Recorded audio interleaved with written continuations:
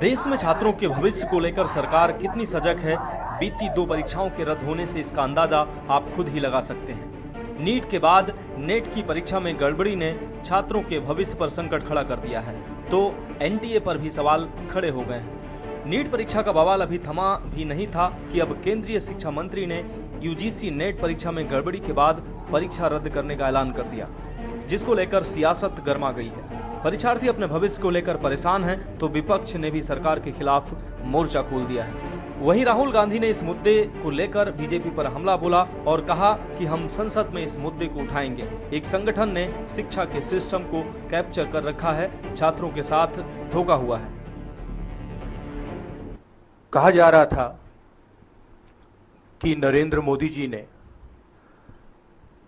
Ukraine की लड़ाई रोक दी थी। मतलब एक ऑर्डर देके जो रूस और यूक्रेन के बीच में लड़ाई चल रही थी उसको रोक दिया था, ब्रेक लगा दी थी। इजराइल और गाजा के बीच में जो लड़ाई चल रही थी उसको भी नरेंद्र मोदी जी ने रोक दिया था। मगर किसी ना किसी कारण जो हिंदुस्तान में पेपर लीक हो रहे हैं उसको नरेंद्र मोदी रोक नहीं पा रहे हैं या रोकना नहीं चाहते हैं। नुकसान स्टूडेंट्स का होता है। जो हिंदुस्तान के स्टूडेंट्स हैं, मैं जानता हूं कि आप इन एग्जाम्स के लिए महीनों सालों काम करते हो। ये आपका फ्यूचर है और आपके फ्यूचर से खिलवाड़ किया जा रहा है। मध्य प्रदेश में व्यापम हुआ और अब उस व्यापम को नरेंद्र मोदी जी और उनकी सरकार पूरे देश में फैलाने का काम कर रही है।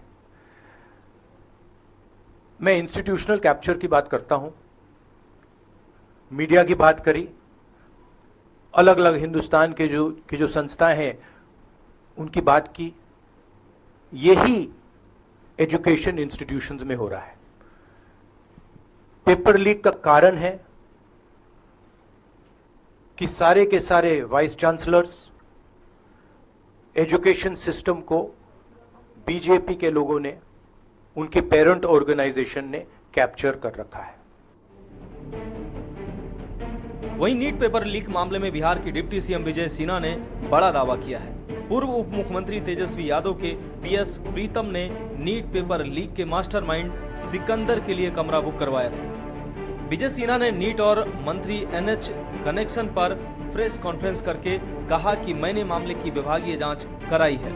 जानकारी के अनुसार 1 मई को तेजस्वी के पीएस प्रीतम कुमार ने आरसीडी कर्मचारी प्रदीप को सिकंदर कुमार के लिए राज्य सरकार के पथ निर्माण विभाग एनएच के निरीक्षण गेस्ट हाउस में कमरा बुक करने के लिए बुलाया था कि 1 मई को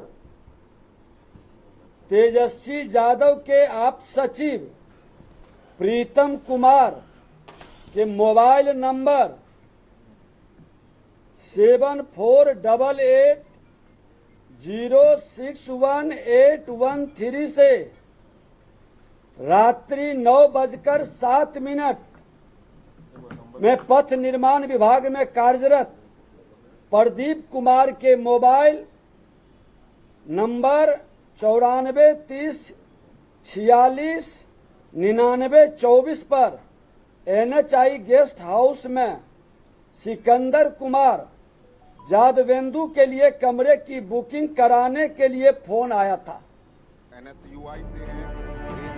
जो वक्त छात्रों को अपना करियर संवारने की तैयारी में लगाना चाहिए, वो उस समय परीक्षा में अनियमितताओं का शिकार हो रहे हैं। छात्रों और पेरेंट्स की परेशानी का अंदाजा लगा पाना भी मुश्किल है। नीट परीक्षा में गड़बड़ी का शिकार लगभग 24 लाख स्टूडेंट हुए हैं, जिनमें से बड़ी संख्या उन स्टूडेंट्स की है जो आने वाले समय में देश के बड़े हॉस्पिटल में मरीजों का इलाज करेंगे। नीट के बाद अब नेट की परीक्षा रद्द होने से एनटीए सवालों के घेरे में आ गया है।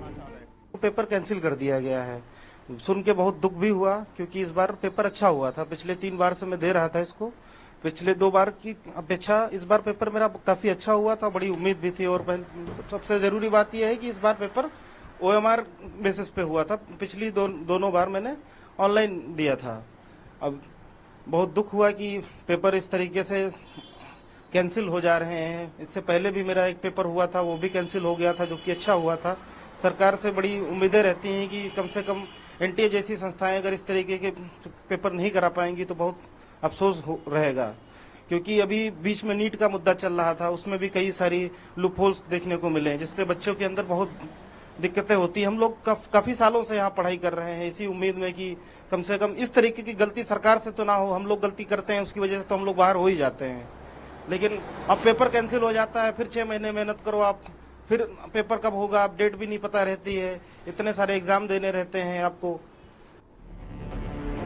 नेशनल टेस्टिंग एजेंसी ने अपनी साख पर सवाल खड़े कर लिए हैं। हालांकि ये पहली बार नहीं है। यूजीसी नेट परीक्षा का आयोजन भी नेशनल टेस्टिंग एजेंसी एनटीए ने किया था। पिछले कुछ वर्षों में एनटीए द्वारा आयोजित विभिन्न परीक्षाओं में अनियमितताओं और गड़बड़ियों की कई रिपोर्ट सामने आई हैं और नीट के बाद नेट की परीक्षा सवालों के घेरे में आने से एनटीए की साख पर बट्टा लग गया है। अब सवाल यह है कि आखिर बार बार छात्रों के भविष्य से खिलवाड़ क्यों हो रहा है? एनटीए की साख पर बट्टा क्यों लग रहा है? एक के बाद एक परीक्षा में गड़बड़ी सामने आ रही है। आखिर परीक्षाओं में शुचिता के लिए सरकार कोई ठोस कदम कब उठाएगी? स्पेशल डेस्क के न्यूज इंडिया।